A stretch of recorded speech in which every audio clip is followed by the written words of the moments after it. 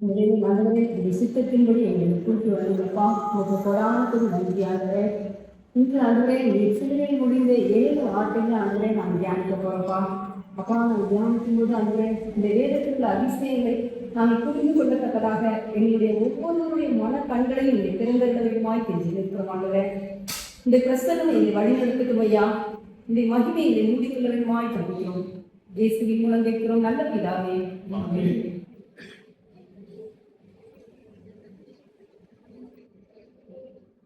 லூக்கா 23:34. அப்பொழுது இயேசு, பிதாவே இவர்களுக்கு மன்னியும், தாங்கள் செய்தது இன்னதென்று அறியாதிருக்கிறார்கள். இந்த வார்த்தை ஆண்டவராக இயேசு கிறிஸ்து சிலுவையில் மொழிந்த முதல் வார்த்தை. ஏன்னா இந்த வார்த்தை இல்லைன்னா அடுத்து வர 6 வார்த்தைகளும் பலனற்று இருக்கும். இந்த வார்த்தை படிக்கும்போது இவ்வளவு நாள் வருஷமா தியானிச்சிருக்கோம். ஆனா இப்படி தியானிச்சதில்லை. நான் இப்ப இந்த வசனத்தை கொடுத்தோம்னா அப்புறம்தான் பார்த்தேன் ஒவ்வொரு வசனமும் அப்படி ஒரு அந்த எம்மாவு சீஷர்கள்ட்ட பேசினார்ல, அந்த அவருடைய இருதயம் கொழுந்து விட்டு எரிந்தது அப்படியான வசனங்கள். அப்ப இந்த வார்த்தை ஆண்டவராக இயேசு கிறிஸ்து பேசிய முதல் வார்த்தை. அவர் பேசிய 7 வார்த்தைகளும் சுவிசேஷத்தின் கூறுகளை உள்ள அடக்கியது. இந்த வார்த்தையில் ஆண்டவராக இயேசு கிறிஸ்து பரிந்து பேசுகிறார், பாவ மன்னிப்பு கொடுக்கிறார், சமாதானம் கொடுக்கிறார். இயேசு பரிந்து பேசுகிறார். முதலாவது இயேசு பரிந்து பேசுவதை பார்ப்போம். யாருக்காக, யாரிடத்தில் பரிந்து பேசுகிறார்? தன்னை துன்பப்படுத்தின, வேதனைப்படுத்தின, துக்கப்படுத்தின, கொடுமைப்படுத்தின, காயப்படுத்தின மக்களுக்காக பிதாவினிடத்தில் பரிந்து பேசுகிறார். அதாவது பாவிகளுக்காக பரிசுத்த பிதாவினிடத்தில் பரிந்து பேசுகிறார். இந்த இடத்தில் ஆண்டவராக இயேசு கிறிஸ்து தேவனுக்கும் மனுஷனுக்கும் நடுவுல ஒரு மத்தியஸ்தராக இருக்கிறார். இந்த மத்தியஸ்தர் எப்படி இருக்கணும்? அதாவது மனிதனுக்கும் தேவனுக்கும் நடுவுல மத்தியஸ்தராக இருக்கிறார். எப்படி இருக்கணும்? மனிதனோடு இருந்திருக்கணும், மனிதனையும் அறிந்திருக்கணும், பிதாவோடு இருந்திருக்கணும், பிதாவையும் அறிந்திருக்கணும். இப்ப மனிதனோடு எப்படி இருந்தார் நம்ம பார்க்கும்போது, அவர் இந்த உலகத்தில் மனிதனாக பிறந்தார். தன்னுடைய 12வது வயதுல தன்னுடைய பெற்றோர்களுடன் எங்க போறாருன்னா எருசலேமுக்கு போறாரு. அங்கே பஸ்கா பண்டிகை கொண்டாடுறதுக்காக. அங்கே எல்லாம் பஸ்கா பண்டிகை எல்லாம் கொண்டாடிட்டு இவங்க பெற்றோர்கள் வந்துருவாங்க.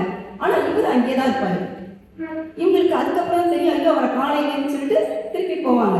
போய் பார்க்கும்போது 3 நாளைக்கு அப்புறம் அவர் தேவாலயத்துல போதகர் நடுவில் உட்கார்ந்துருப்பாரு. அங்கே அவங்க சொல்றது கேட்டுட்டு இருப்பாரு. 2வது அவங்ககிட்ட கொஸ்டின் கேட்டுட்டு இருப்பாரு. இதை எல்லாரும் பார்த்தாலும் இவங்களுக்கு எல்லாருக்கும் ஆச்சரியமா இருக்கும். இந்த 12 வயதுல இவ்வளவு ஞானம் இவருக்கு எப்படி வந்தது அப்படின்னு சொல்லி அவரை குறித்து எல்லாருக்கும் தர்க்கங்கள் உண்டாகும், கலக்கங்கள் உண்டாகும். இதுக்கப்புறம் அவர் 30வது வயசுல என்ன செய்யறாரு? ஊழியத்துக்கு வர்றாரு. ஊழியத்துக்கு வரும்போது யோர்தான் நதியில் யோவானால் ஞானஸ்நானம் பெறுறாரு. ஒரு முறை என்ன செய்யறாரு?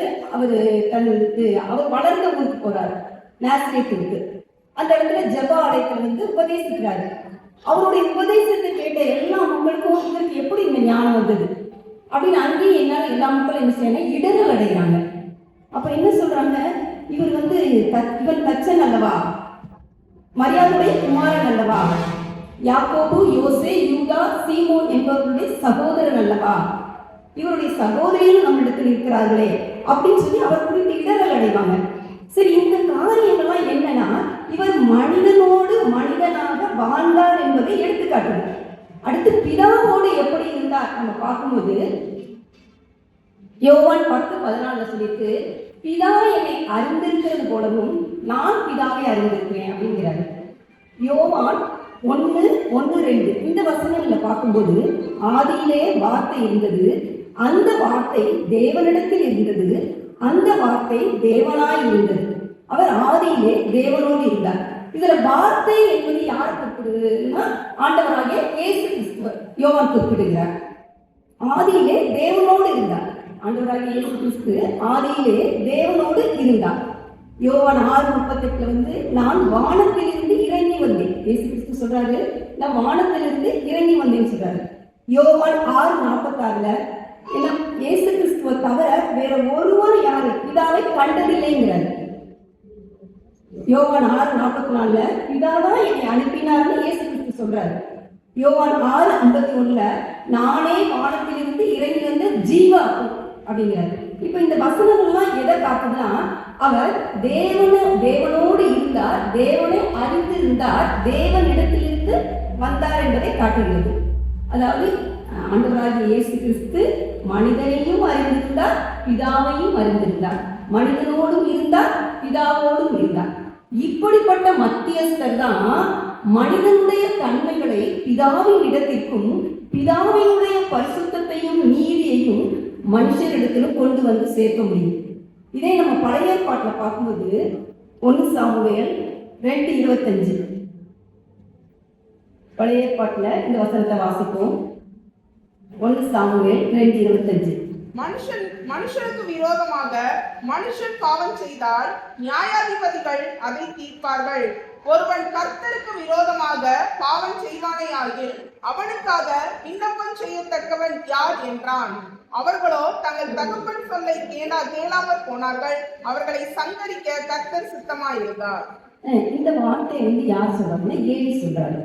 ஏலி ஒரு ஆசாரியர். அவருக்கு 2 பிள்ளைங்க, ஓப்னி நேகாஸ்ல 2 பேர். அவங்களும் ஆசரிப்பு கூடாரத்துல ஆசாரியர்களே செஞ்சுட்டு இருக்காங்க. இவங்க அந்த இடத்துல பாவம் செய்யறாங்க. இதை ஏலி கேள்விப்படுறாரு. கேள்விப்பட்டோட தன்னுடைய பிள்ளைகளை கூப்பிட்டு சொல்றாரு, வேண்டாம்ப்பா, இது வேண்டாம், நல்லதில்ல, கர்த்தருடைய ஜனங்கள் மீறி நடப்பதற்கு நீங்க காரணமாயிருக்கீங்க, வேண்டாம். ஆனா அவங்க கேட்கல, ஆனா அதை செஞ்சாங்க. அப்போதான் அவர் சொல்றாரு, மனுஷனுக்கு விரோதமாய் மனுஷன் பாவம் செய்தா ஒரு நியாயாதிபதி அதை தீர்த்து வைப்பாரு. ஆனா தேவனுக்கு விரோதமா ஒருத்தர் செய்யும் போது அதற்காக விண்ணப்பம் செய்யத்தக்கவன் யார்? ஆனா உண்மையாலுமே அந்த காலகட்டத்தில் இல்லை. அதாவது மத்தியஸ்தர் கிடையாது. இதே நம்ம யோபு பார்ப்போம். யோபு 9:32-33.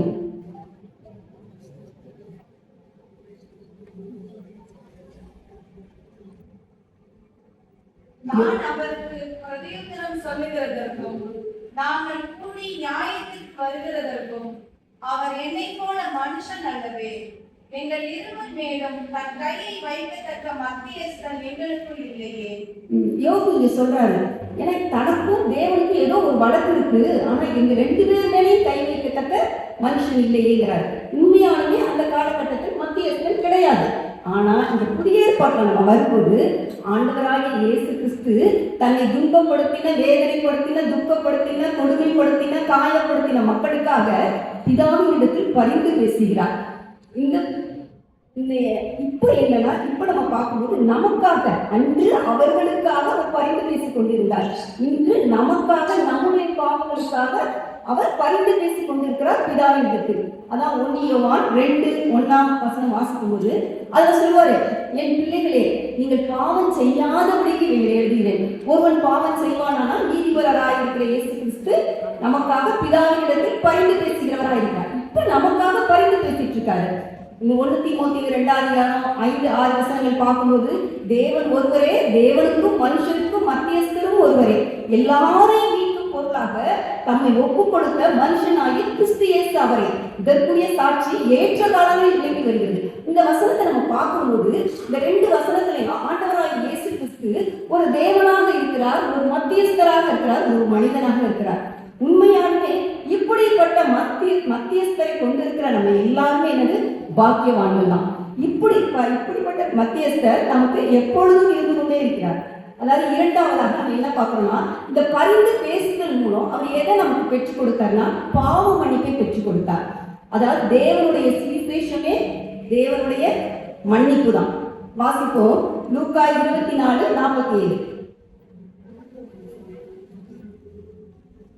அன்றியும் மனந்திருந்துதலும் பாவ மன்னிப்பும் எருசலேம் தொடங்கி சகல தேசத்தாருக்கும் அவருடைய நாமத்தினாலே பிரசங்கிக்கப்படவும் வேண்டியது. இப்ப ஆண்டவராகிய இயேசு கிறிஸ்து இந்த வசனத்தை எப்ப பேசுறாருன்னா, அவர் மரித்து உயிர்த்தெழுந்த பிறகு தம்முடைய சீஷர்களுக்கு காட்சி கொடுக்கிறார். அந்த இடத்துல தான் பேசுறார் சீஷர்கள்ட்ட. அன்றியும் மனந்திருந்துதலும் பாவ மன்னிப்பும் எருசலேம் தொடங்கி சகல தேசத்தாருக்கும் பிரசங்கிக்கப்பட வேண்டும். இதற்கு நீங்கள் எல்லாரும் சாட்சிகள் சீஷர்கிட்ட சொல்லுவார். இப்ப எதுக்கு எல்லாருமே நம்ம பாவ மன்னிப்பு பெறணும்? அப்ப அந்த இடத்துல அவங்க மட்டும், ஆனா எல்லாருமே பாவ மன்னிப்பு ஏற்படணும்னா சங்கீதம் 51:5 வாசிக்கிறோம், என் தான் இதோ நான் துர்க்குணத்தில் உருவானேன், என் தான் என்னை பாவத்தில் கர்ப்பம் தரித்தார் அப்படின்னு சொல்லிட்டு சங்கீதக்காரன் சொல்வாரு. இதே ரோமர் 3:23 பார்க்கிறோம், எல்லாரும் பாவம் செய்து தேவ மகிமை அற்றவர்களாக இருக்கிறோம். அதனால எல்லாருக்குமே பாவ மன்னிப்பும் தேவை. எல்லாரும் பாவ மன்னிப்பு பெற்றுக்கொள்ள வேண்டும். அதாவது நாம் பாவம் செய்வதனால் பாவிகள் கிடையாது, பாவிகளாய் இருப்பதனால் தான் இந்த பாவத்தையே நம்ம செய்கிறோம். அடுத்து நம்ம வாசிப்போம் ரோமர் 7:19-20. ஆதலால் நான் விரும்புகிற நன்மையை செய்யாமல் விரும்பாத தீமையையே செய்கிறேன். அந்தபடி நான் விரும்பாததை நான் செய்தால் நான் அல்ல, எனக்குள்ளே வாசமாய் இருக்கிற பாவமே அப்படி செய்கிறது. அப்போ மனுஷனுடைய ஜென்ம சுபாவமே என்னது? பாவம் தான். அதனாலதான் செய்யக்கூடாததை செய்வது என்னும் பாவத்தை காட்டிலும் செய்ய வேண்டியதை செய்யாமல் இருக்கும் பாவம் நம்மிடத்தில் மேலோங்கி இருக்கிறது. இந்த பாவங்கள் எல்லாற்றையும் ஆண்டவராகிய இயேசு கிறிஸ்து இரு திருடர்களுக்கு மத்தியில், விண்ணுக்கும் மண்ணுக்கும் மத்தியில், தேவனுக்கும் மனுஷனுக்கும் மத்தியில் சிலுவையில் தொங்கிக் கொண்டிருக்கும் போது நம்முடைய பாவங்கள் எல்லாவற்றையும் பரிகாரம் செலுத்தி விட்டார். இனி ஒரு வழி கிடையவே கிடையாது. அப்போ அதை மட்டும் செய்யல, அவர் அதை மட்டும் நமக்கு பரிகாரமா செய்யல. என்ன செஞ்சிருக்காருன்னா நம்ம நீதிமான் என்று அழைக்கிறார். வாசிப்போம் ரோமர் 3:24. இலவசமாய் அவருடைய கிருபையினாலே மீட்பை கொண்டு நீதிமான்களாக்கப்படுகிறார்கள். நாம் அவர்கிட்ட பாவ மன்னிப்பு பெற்றோன்னு என்ன சொல்றாருன்னா, அவர் நம்மளை பார்த்து பரிசுத்தமான்னு சொல்றாரு, நீதிமான் சொல்றாரு. அப்போ நம்ம பரிசுத்தமாய் வாழ்வதனால் பரிசுத்தவான்கள் அல்ல, பரிசுத்தவான்களாய் இருப்பதினால் பரிசுத்தமாய் வாழ வேதம் அழைக்கிறது. இப்படிப்பட்ட கிருபைகளை நாம் பெற்றிருக்கிற உண்மையாகவே நாம் தேவனுடைய பிள்ளைகளாக நாம் எல்லாருமே பாக்கியவான்கள். அடுத்து நமக்கு இந்த பாவ மன்னிப்பின் மூலம் எதை பெற்றுக் கொடுத்தார்? இந்த பாவ மன்னிப்பின் மூலம் எதை பெற்றுக் கொடுத்தார்? யோவான் 14:27 சொல்லிட்டு, சமாதானத்தை உங்களுக்கு வைத்துக் கொள்கிறேன், என்னுடைய சமாதானத்தையே உங்களுக்கு கொடுக்கிறேன், உலகம் கொடுக்கிற பிரகாரமாய் நான் உங்களுக்கு கொடுக்கிறதில்லை, உங்கள் இருதயம் கலங்காமலும் பயப்படாமலும் இருப்பதாக. இந்த வசனத்தை ஆண்டவர் எப்ப சொல்றாருன்னு பார்த்தோம்னா, அதாவது தான் இந்த உலகத்தை விட்டு பிதாவிடத்துக்கு போக வேண்டிய தம்முடைய வேலை வந்தது என்று அறிந்தபோது தம்முடைய சீஷர்கள்ட்ட இதை பேசுறாரு. அப்பதான் சொல்றாரு, நான் உங்களை திக்கற்றவர்களாக விட்டு போக மாட்டேன், நான் பிதாவிடத்தில் வேண்டிக் கொள்ளும் போது அவர் என்ன சக்தி ஆவியாக தேற்றரவாளனை உங்களுக்கு கொடுப்பாரு. இதெல்லாம் சொல்லிட்டு தான் சொல்ற கடைசியில, நான் இந்த உலகத்துக்கு சமாதானத்தை வைத்து போறேன், என்னுடைய சமாதானத்தை கொடுக்கிறேன், உலகம் கொடுக்கிற பிரகாரமாய் நான் உங்களுக்கு கொடுக்கறதில்லை அப்படிங்கிறாரு. அதாவது சமாதானத்தை உங்களுக்கு வைத்து போகிறேன். அது இந்த உலகத்துல மக்கள் இவ்வுலகத்தை விட்டு போகும்போது தன்னுடைய சந்ததியாருக்கு பணம், சொத்து, விலையுயர்ந்த பொருட்களை வச்சுட்டு போவாங்க. ஆனா நம்முடைய ஆண்டவராகிய இயேசு கிறிஸ்து விலை மதிப்பு இட முடியாத சமாதானத்தை வைத்து போயிருக்கிறார். அடுத்து என்ன? என்னுடைய சமாதானத்தையே உங்களுக்கு கொடுக்கிறேன்னு சொல்றாரு. என்னுடைய சமாதானம், என்னுடைய சமாதானம் அப்படின்னா என்ன? அதாவது பிதாவுக்கும் அவருக்கும் இருந்த சமாதானம், இந்த சமாதானத்தை நமக்கு கொடுக்கிறாங்க. இந்த சமாதானத்தை உங்களுக்கு கொடுக்கிறேன். அதாவது யோவான் 17:21 வாசிப்போம். அவர்கள் எல்லாரும் ஒன்றாய் இருக்கவும், பிதாவே நீர் என்னை அனுப்பினதை உலகம் விசுவாசிக்கிறதற்காக நீர் என்னிலேயும் நான் உன்னிலேயும் இருக்கிறது போல அவர்கள் எல்லாரும் நம்மில் ஒன்றாய் இருக்கவும் செய்து கொள்கிறேன்.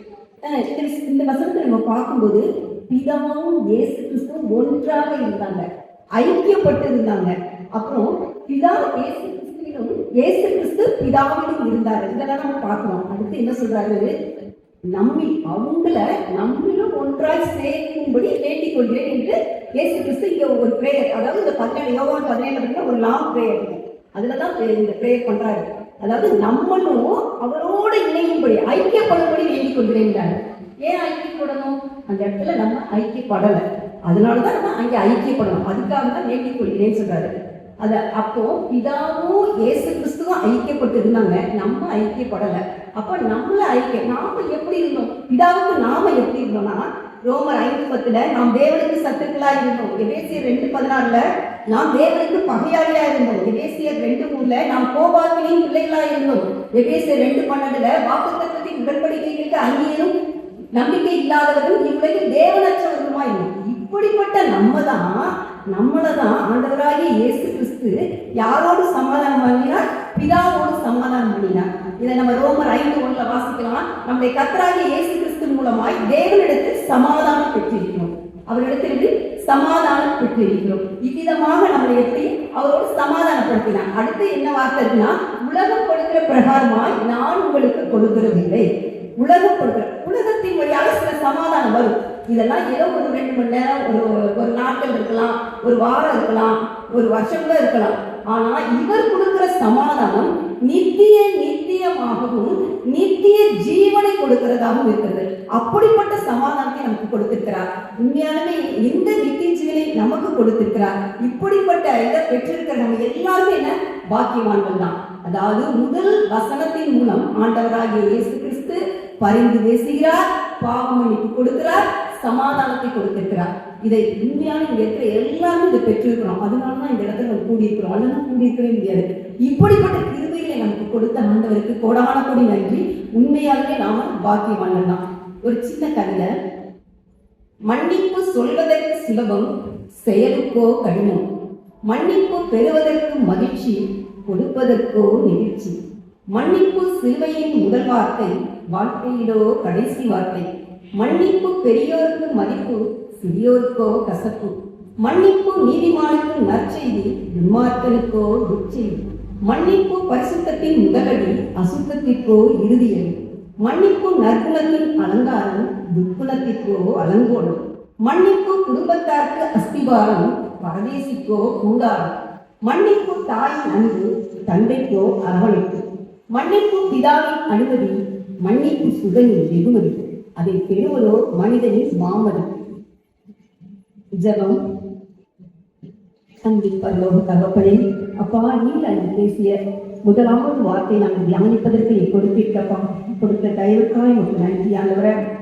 அப்பா நீ பரிந்து பேசுகிறவராய் இருக்கிறீராண்டவரே.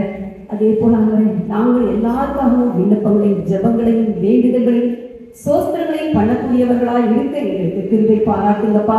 அப்பா கொலோசியர் 3 சொல்லப்பட்டது போல ஆண்டவரே, கிறிஸ்து உங்களுக்கு மன்னித்தது போல நாங்களும் மற்றவர்களுக்கு மன்னிக்கத்தக்கதா எங்களுடைய வாழ்க்கை இருக்க எங்களுக்கு கிருபை பாராட்டுங்கப்பா.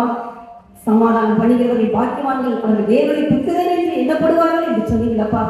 அப்பா நாங்களும் ஆண்டவரே சமாதானம் பண்ணுகிறவர்களா இருக்கு எங்களுக்கு கிருபை பாராட்டுங்கப்பா. இப்படிப்பட்ட அலங்காரத்தினால் எங்களை அலங்கரிக்க வேண்டுமாய் கெஞ்சி கேட்கிறோம். இயேசுவின் மூலம் கேட்கிறோம் நல்ல பிதாவே, ஆமென்.